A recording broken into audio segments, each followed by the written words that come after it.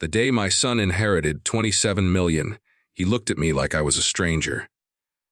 The same boy I raised suddenly didn't need me anymore. He cut me off, blocked me, and threw me out of his life without a second thought. All because he finally had his fortune. But just weeks later, I got a call that made my heart stop. He was begging me to save his life. Hit subscribe if you believe life always finds a way to balance the scales. Because this story proves it. The day my son inherited 27 million, he looked at me like I was a stranger. The same boy I raised suddenly didn't need me anymore. He cut me off, blocked me, and threw me out of his life without a second thought. All because he finally had his fortune. But just weeks later, I got a call that made my heart stop. He was begging me to save his life. Those words haunted me even as I sat in my quiet house, the hum of the refrigerator and the distant sound of traffic outside the only company I had left. I had always thought of my son, Alex, as a grounded, responsible young man. He was 28, ambitious, and yes, sometimes stubborn, but he had never shown this kind of coldness. That day, the day the inheritance hit his bank account, I realized how quickly money could twist a person. I thought I knew. For years, I had worked tirelessly to give Alex the opportunities I never had. From tutoring him late at night, when schoolwork overwhelmed him, to saving every extra penny so he could attend the college of his choice. I did everything I could, and he had always appreciated it. Or at least, I thought he did. We had our disagreements, like any parent and child, but there was always love. A bond that I believed no amount of money could break. I remember the call from the family attorney like it happened yesterday. Mr. Thompson. The man said, in his usual professional tone, Alex has inherited the remainder of your late brother's estate. The transfer is complete. The funds, $27 million, are now fully under his control. I felt a strange mix of pride and relief. Alex had worked hard in his career, but this inheritance would allow him to finally chase his dreams without worry. I imagined him traveling, starting his own business, maybe even buying that little house he always wanted near the lake. But the reality was far from that. At first, there were subtle changes. A sharper tone when I suggested ideas, impatience when I reminded him about household, bills I still helped him with, and that look, the one that made me feel invisible. Whenever I tried to talk about anything serious, I brushed it off as excitement or stress. After all, suddenly becoming a multimillionaire could be overwhelming. Then came the day he refused to answer my calls. At first, I thought it was temporary.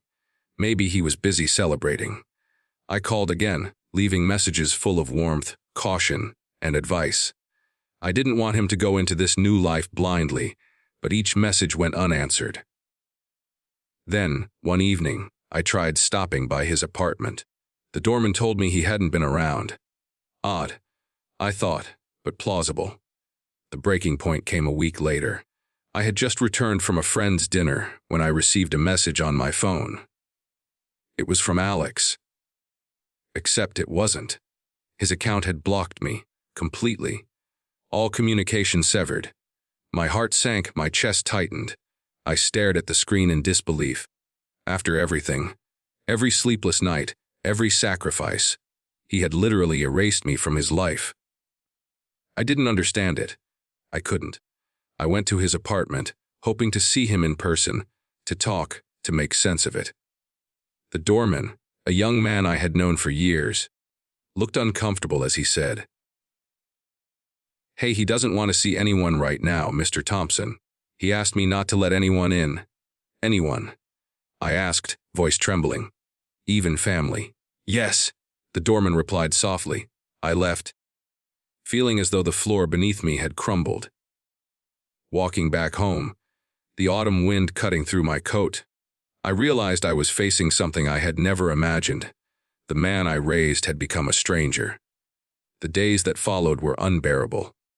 My home, once filled with laughter and the occasional late-night phone call from Alex asking for advice, felt like a mausoleum.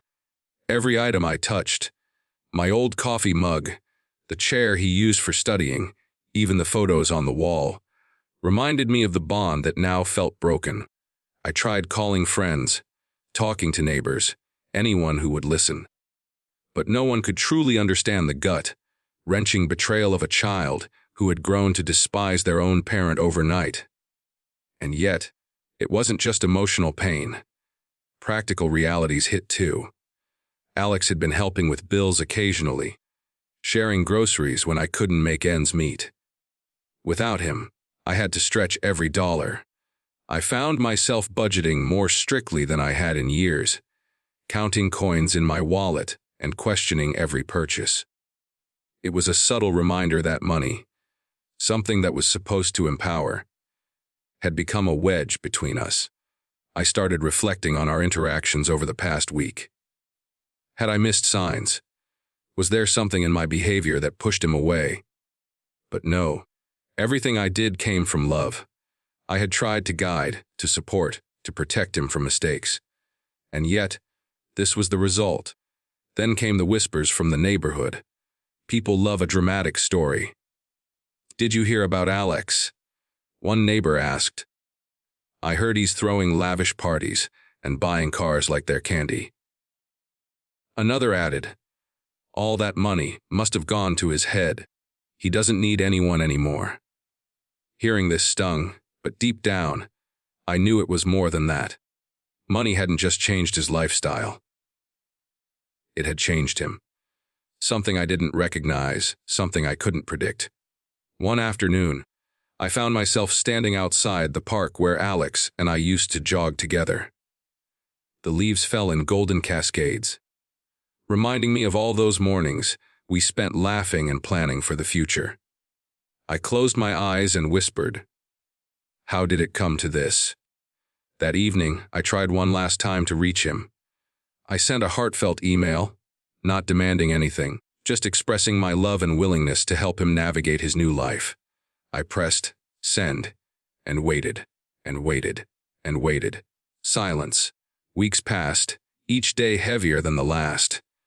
I found solace only in old memories and the faint hope that maybe someday he would realize the magnitude of what he had done. Then, the first hint that things weren't as perfect as his new fortune suggested came from an unexpected place. A mutual friend who had managed to sneak a word past Alex's defenses. "I don't think he's okay," she whispered over coffee. "I mean, it's not about money anymore. Something's wrong. Hey, he needs you." I froze, heart hammering. Could it be? After weeks of cold silence, was my son in trouble? My mind raced through possibilities. Health, legal trouble, personal danger, each more terrifying than the last. It was then I realized that this story wasn't just about betrayal. It was about consequences, about pride, about the fragility of relationships when money enters the picture. And, deep down, I knew that if Alex was in danger, no grudge I held could stop me from helping him. Little did I know, the weeks of hurt, confusion, and rejection were only the beginning. The true test of our bond, and his character, was just around the corner. And when the call came, it shattered everything I thought I knew about my son and set in motion a series of events I could never have anticipated. Weeks after Alex cut me off, my life became a strange blend of emptiness and routine. Mornings felt heavier than nights, and nights were filled with memories I couldn't shake. I had always been proud of my son, the boy who once ran to me with scraped knees or school triumphs.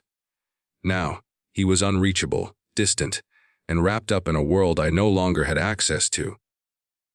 I tried filling the void with friends and community, but nothing replaced the bond I'd lost. Even simple things, like stopping at the cafe we frequented together, were painful. I could see him in every chair, hear his laugh in every snippet of conversation, and feel the invisible wall he had erected around himself. I kept hearing rumors about him from people who barely knew him. Some were harmless.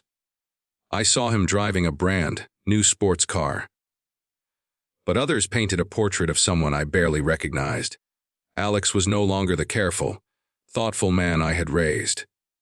He was living in excessy parties every night, friends who seemed more interested in his wealth than in him, and decisions that made me worry silently from afar. And yet, he had always been smart.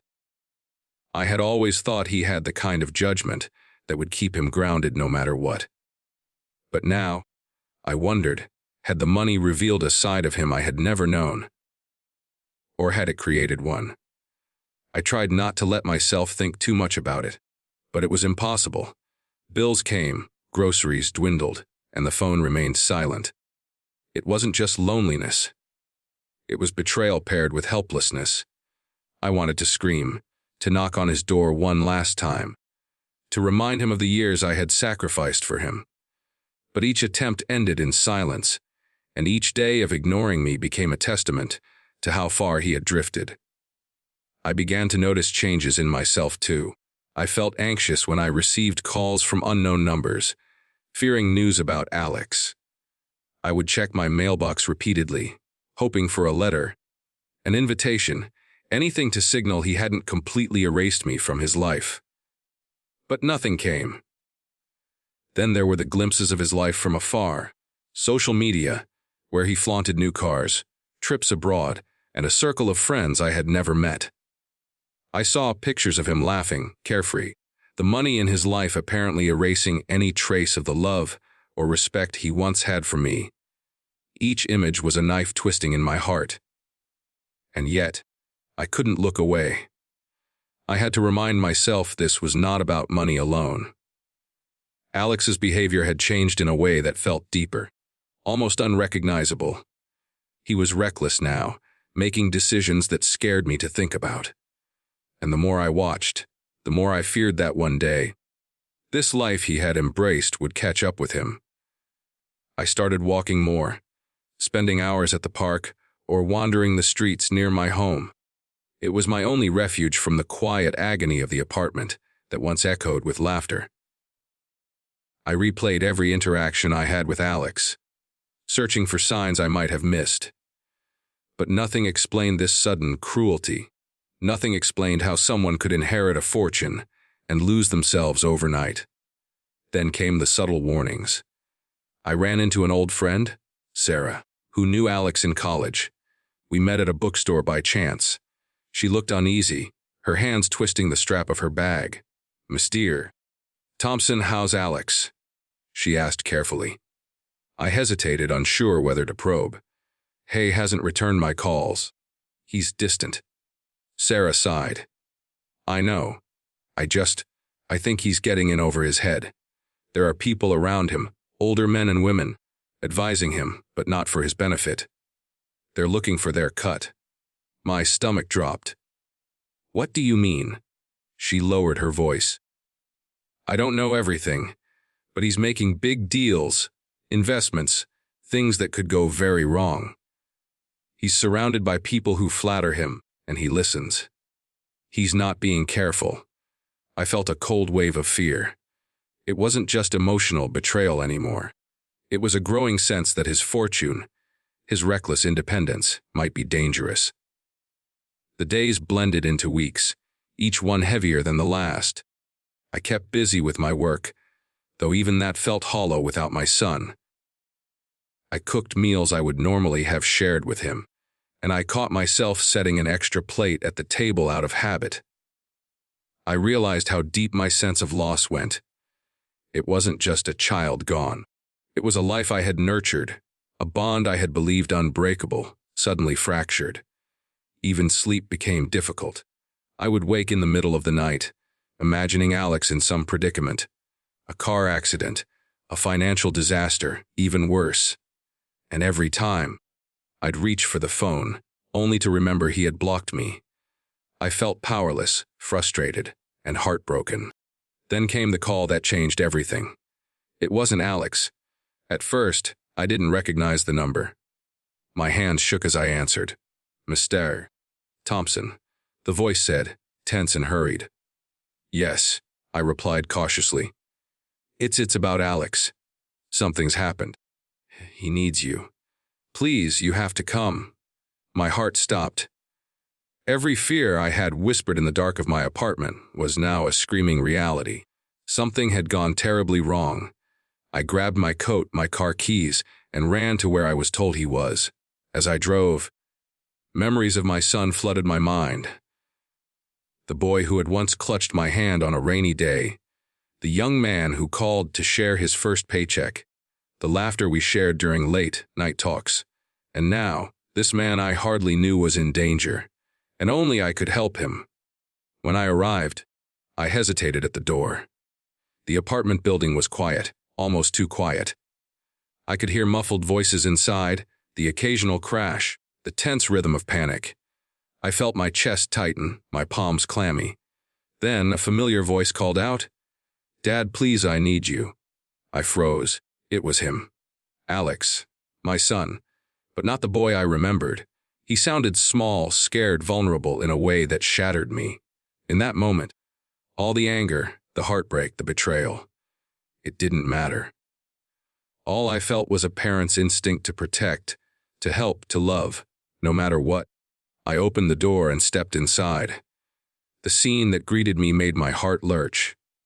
Expensive furniture knocked over, a tipped-over chair, scattered papers, and Alex, sitting on the floor, head in his hands, trembling. His eyes met mine, and I saw it he fear. Pure, raw fear. I didn't say a word at first. I just knelt beside him, putting a hand on his shoulder. "It's okay," I whispered. "I'm here. I've got you." He looked up at me, tears streaming down his face. I messed up, Dad. I didn't know. I didn't think. I need you. Please, you have to help me."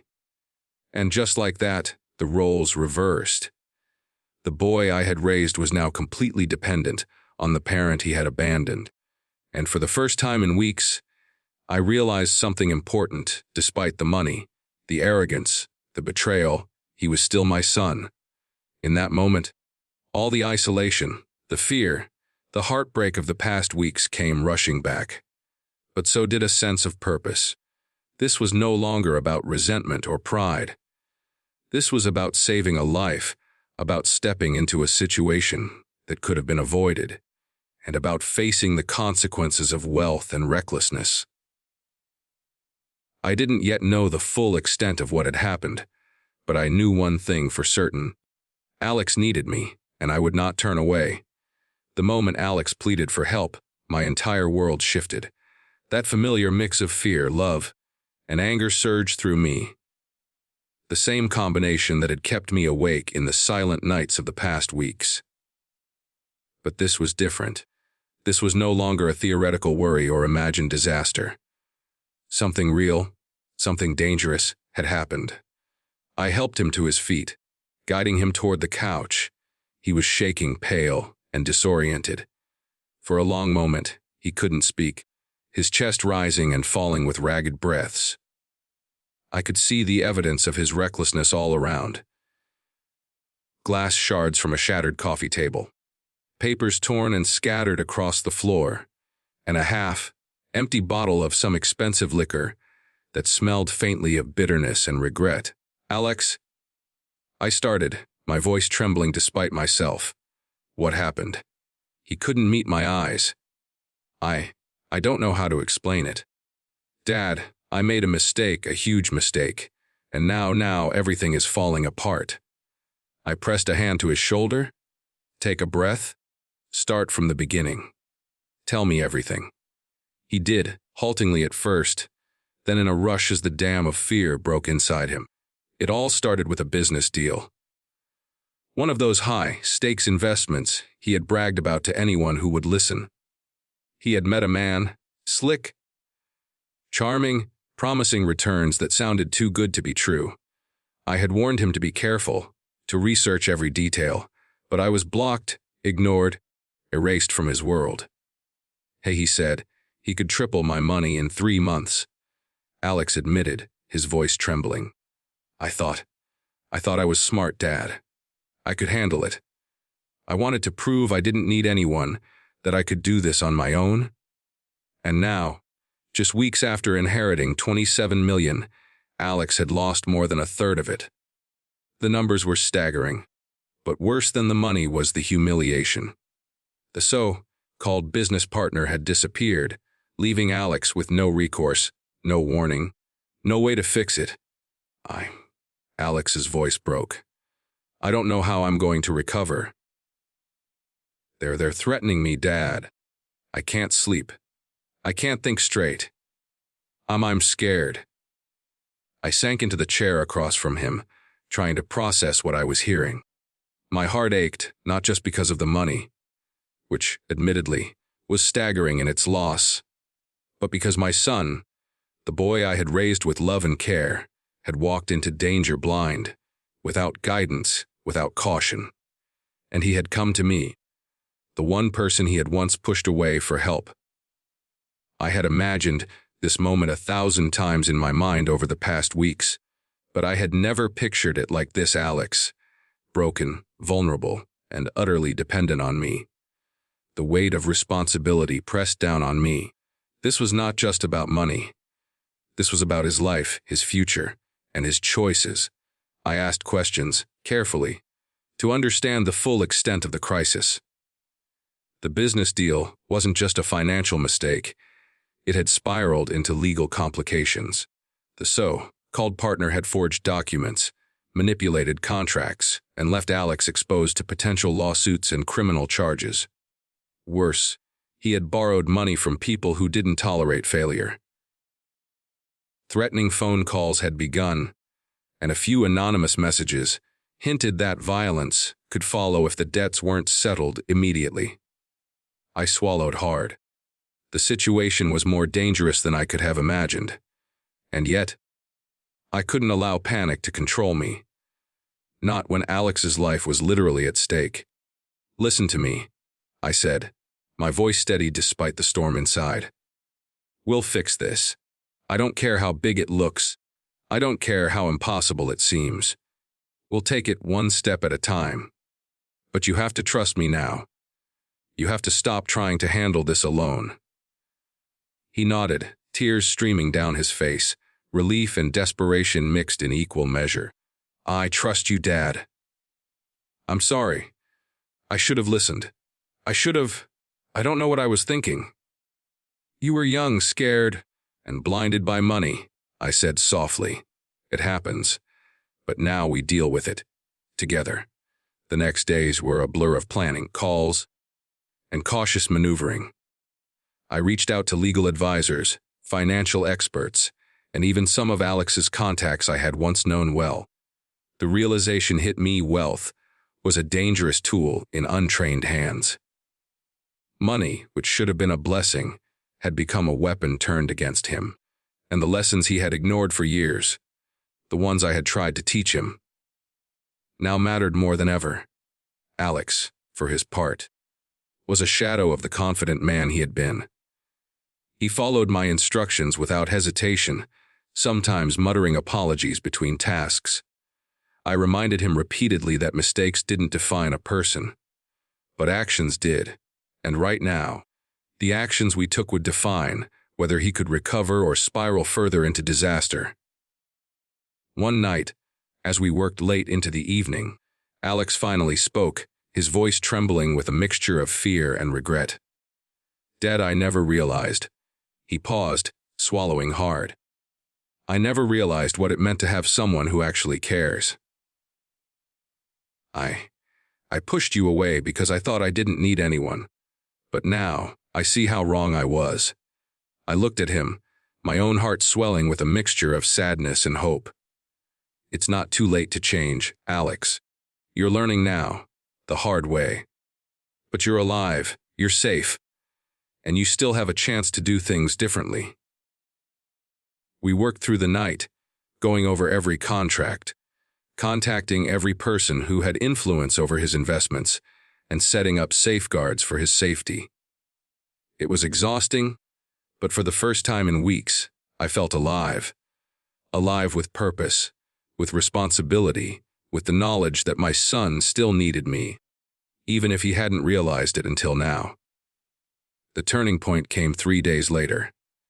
A call from the threatening lender, a man whose voice was cold and final, demanded a resolution. I stayed calm, negotiating carefully, leveraging legal advice, and relying on experience I had gained over decades.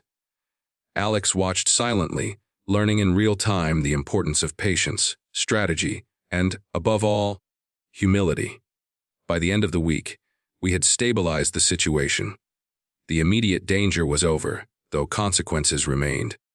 Alex had learned a harsh lesson about trust, greed, and the reality of wealth in the wrong hands. And I had been reminded, painfully, but clearly, that love and guidance are sometimes most needed when they are ignored for too long. It was during the quiet moments, after the calls and negotiations had ended, that Alex finally spoke the words I had longed to hear. "Dad, I know I treated you horribly. I cut you off, ignored you, pushed you away, and I see now how much I needed you all along. I don't deserve your help. But I can't imagine facing this without you." I placed a hand on his shoulder, feeling the tension in his body ease slightly. "You're my son, Alex. I don't give up on you. Ever. But you have to understand, respect, trust, and wisdom don't come from money. They come from actions, choices, and the way we treat those who care about us." He nodded, tears streaming down his face. "I understand, Dad. I really do." For the first time in weeks, I saw a glimmer of the boy I once knew, the son I had raised with love and patience. The road ahead would be difficult, and the mistakes could not be erased. But for now, we had weathered the storm together. And yet, even in that moment of fragile victory, I knew this was only the beginning. Alex had survived the first crisis, but the lessons of wealth, power, and responsibility would take time to sink in. And the real test, whether he could truly change, whether he could respect the bonds of family he had once discarded, was still to come. As I watched him rest that night, exhausted and humbled, I realized one truth sometimes: it takes hitting rock bottom to see the value of love, guidance, and family. And sometimes, even the most heartbreaking betrayals can be the catalyst for transformation. The next morning, Alex and I sat across from each other at the small kitchen table in his apartment. The night's crisis had left him exhausted, but the weight of reality had not lifted. The air was thick with tension, the kind that comes when unspoken emotions finally surface. I could see him wrestling with guilt, shame, and fear, and I knew I needed to address what had been festering for weeks: the betrayal, the arrogance, and the lessons he had refused to learn. "Alex," I began gently, "I need you to understand something." He looked up, eyes swollen from lack of sleep and worry. "I know. Dad, I've been thinking about everything. I can't believe how foolish I was. I didn't just make mistakes. I hurt you too." I nodded, letting the words settle. "Yes, you hurt me, Alex. More than I can explain. But right now, that's not what matters most. What matters is that you survive this, that you learn from it, and that you start making better choices. Do you understand why I stepped in to help you?" He swallowed hard. "Because you're my father. Because you love me, even after everything I did." I sighed, trying to keep my voice steady. "Yes, because I love you. But also because sometimes parents have to act, even when they're ignored. You've been reckless, Alex. You treated money as a game, and you treated people, including me, as if they were disposable. That's not how life works. And now, you've seen the consequences." Alex's eyes welled up again. "I know, I see it now. I don't deserve your help, but I couldn't face this alone. I'm so sorry." I leaned forward. "Sorry isn't enough, Alex. Words don't fix mistakes. Actions do. And right now, your actions need to show responsibility, humility, and respect for those who care about you." He nodded earnestly. "I'll do whatever it takes, Dad. I'll follow your lead. I'll change." I'll fix things. The first step was understanding the full scope of the crisis. We went over the contracts, the debts, and the threats once more, breaking them down piece by piece. Alex asked questions, listened, and took notes. For the first time, he wasn't rushing through, trying to impress anyone, or acting like he knew it all. He was genuinely learning, humbled, attentive, and, for lack of a better word, human again. "You know, Dad," he said after a pause, "I didn't realize how blind I was. I thought money would solve everything, make life easier, make me smarter. But it made me careless, and arrogant, and cruel, I guess." I reached across the table and took his hand. Money amplifies what's already inside you. It can bring out generosity, or it can bring out greed. It doesn't create character. It reveals it. You've seen what happens when you ignore the people who truly care about you. That's a lesson most people learn the hard way. He nodded, tears falling freely now. "I get it, Dad. I see it. I promise I'll never take it for granted again." We spent the next hours planning a path forward. It wasn't just about fixing the immediate crisis. That was urgent, yes, but it was temporary.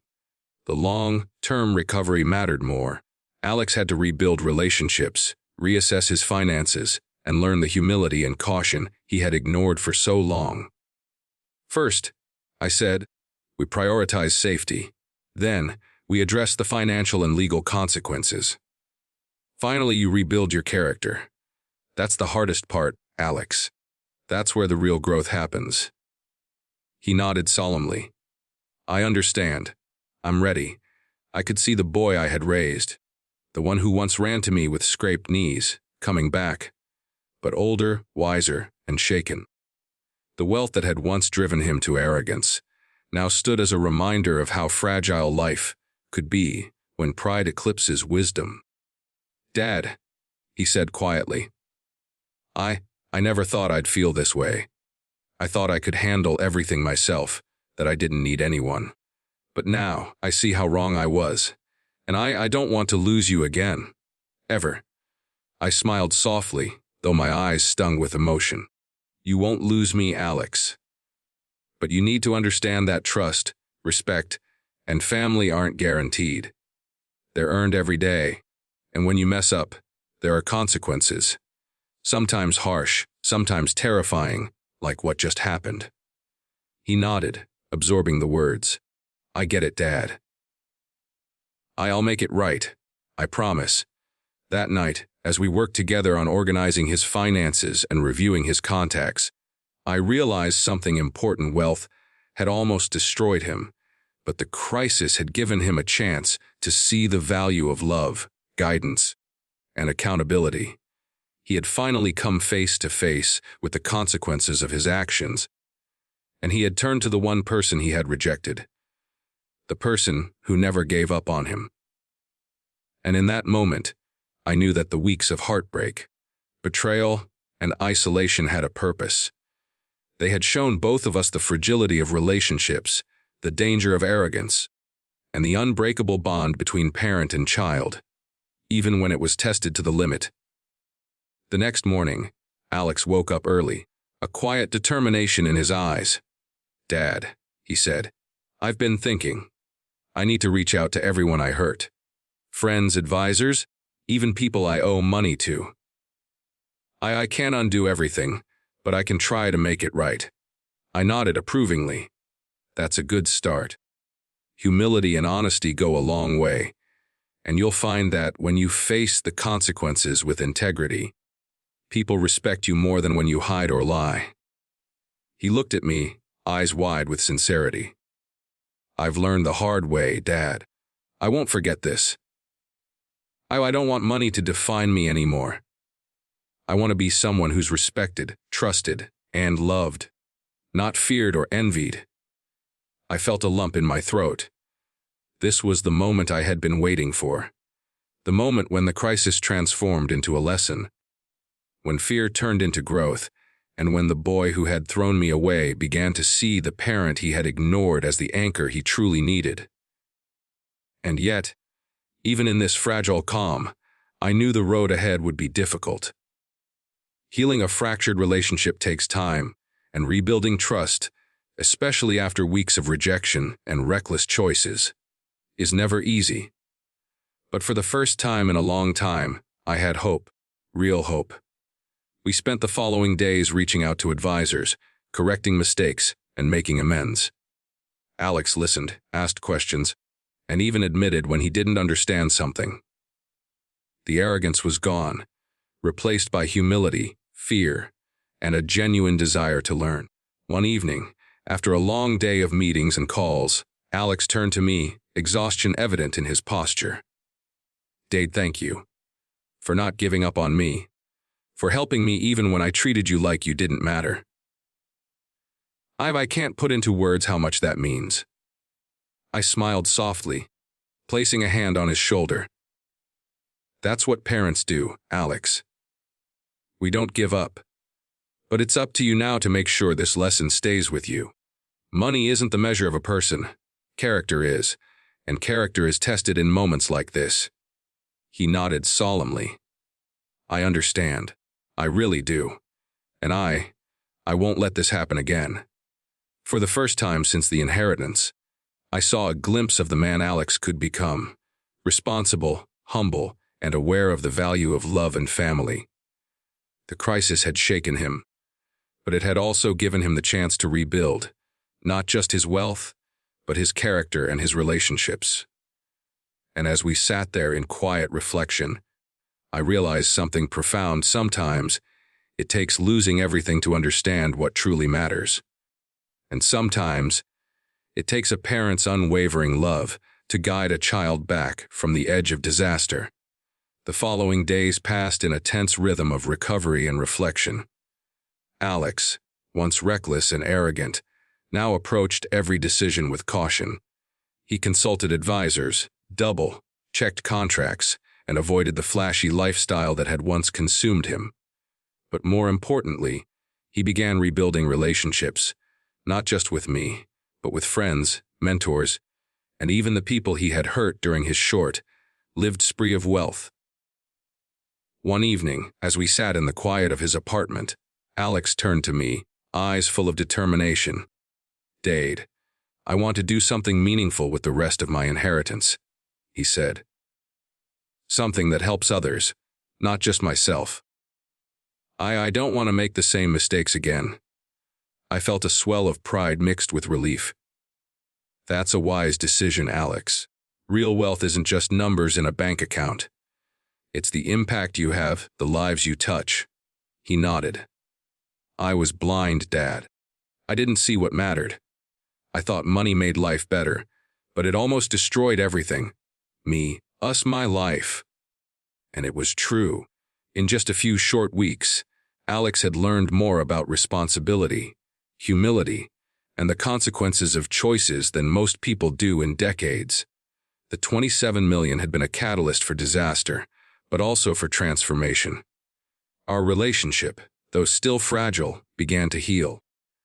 He called me without prompting, sought advice before making decisions, and admitted openly when he didn't know what to do. The walls he had built around himself in pride and arrogance were crumbling, replaced by respect and gratitude. But then came the twist, the moment that reminded both of us that life's lessons are rarely neat or predictable. One afternoon, a lawyer representing Alex's former business partner arrived at the apartment. He handed Alex a thick envelope. Inside were documents, legal claims, attempted settlements, and evidence of fraud. The man had tried to cheat Alex, but it also included a shocking clause, an attempt to claim a portion of the inheritance through a loophole Alex hadn't noticed. Alex froze, panic flaring for a moment. "Dad, this could ruin everything." I studied the papers, scanning quickly. "It's tricky, but not impossible. We've already learned the hard way how to handle these things. It'll take effort, careful planning, and the right advisors, but we can fight it." He looked at me, eyes wide with a mixture of fear and hope. I don't know if I could face this alone again. I need you.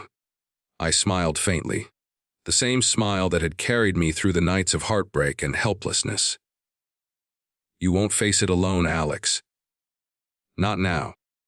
Not ever.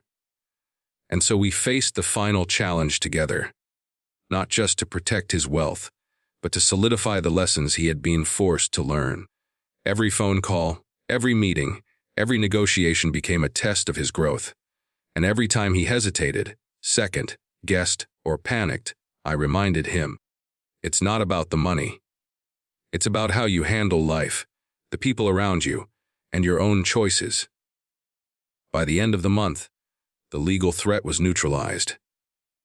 Alex had retained his inheritance, but more importantly, he had gained wisdom, humility, and respect for the people who truly mattered, starting with me. One evening, as we watched the sunset over the city from his apartment balcony, he turned to me quietly. "Dad, I don't know how to thank you," he said. "I treated you horribly. I threw you out of my life. I ignored everything you ever taught me. And you still didn't give up. You saved me more than once." I placed a hand on his shoulder. "I'm your father, Alex. That's what I do. But you've saved yourself too, by learning, by listening, and by realizing what truly matters. That's worth more than all the money in the world." He nodded, the weight of the past weeks settling into a quiet understanding. "I know now, and I want to make things right, not just with you, but with everyone I hurt. I want to be someone I can be proud of, someone you can be proud of." For the first time in weeks, I felt peace. The storm had passed. The crisis had tested every bond, every lesson, and every ounce of patience I had. But through it all, one thing remained unshaken: the unbreakable connection between parent and child. As Alex leaned back, exhausted but resolute, I realized the final lesson of this ordeal. Wealth can reveal character, but crisis shapes it. Pride can blind, arrogance can destroy, and betrayal can wound deeply. Yet love, patient, unwavering, and enduring, can heal even the deepest fractures. The twist, of course, was in the timing. Alex had needed me in the darkest moment, precisely when he had thought he no longer did. The money had driven him to pride, recklessness, and near destruction. But it was the very same crisis that forced him to see what truly mattered. He had been begging for help, not just because of the danger, but because he had finally realized that love, wisdom, and guidance are priceless and irreplaceable. In the weeks that followed, Alex began making amends. He reached out to friends, family, and colleagues. He donated a portion of his inheritance to causes that mattered, and he committed to mentoring young people in business, teaching them lessons he had learned the hard way. Every step reminded him of the value of patience, responsibility, and humility. And in our home, the atmosphere changed too. Lotta returned, small at first, hesitant, but growing stronger with each passing day. Conversations flowed freely again, without tension or resentment. And though the scars of betrayal remained, they served as a reminder, a marker of growth, resilience, and the enduring bond between parent and child. One evening, as we shared a quiet dinner, Alex raised his glass. "To lessons learned the hard way," he said, a faint smile on his face. "To family, to love, and to never forgetting who really matters." I clinked my glass with his, feeling a warmth that no fortune could ever buy. "Yes, Alex," I said softly, "to family. Always family." And in that moment I knew the crisis, the betrayal, the heartbreak, and the fear had not broken us. It had shaped us into a stronger, wiser, and more connected family than we had ever been before. Sometimes, it takes losing everything to realize what truly matters. And sometimes, it takes hitting rock bottom to find the hand that never let go. The hand of a parent who loves, even when they are pushed away.